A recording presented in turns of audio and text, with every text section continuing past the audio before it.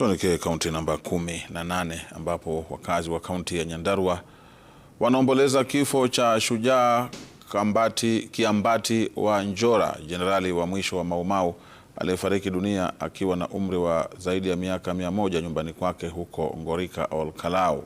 Familia yake imethibitisha kuwa alifariki kwa amani kutokana na uzee na mwili wake umehamishwa hadi makafani ya Umash huko Nakuru.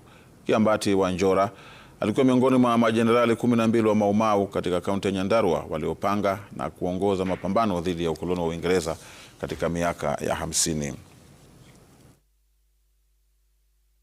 What I want to tell the younger generations, especially the Gen Zs, you need to be proud of your country and also know that there are so many sacrifices that were made for the independence and the freedom that you guys are enjoying.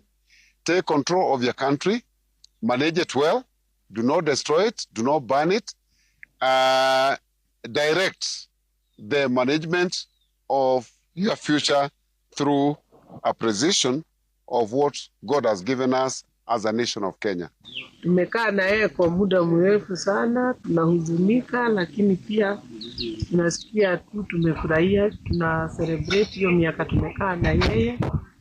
Ametufanyia mambo mingi na ametulea kwa uzuri. Alikuwa mzee mwenye roho nzuri na pia alipigania nchi yake, uhuru wa nchi yake.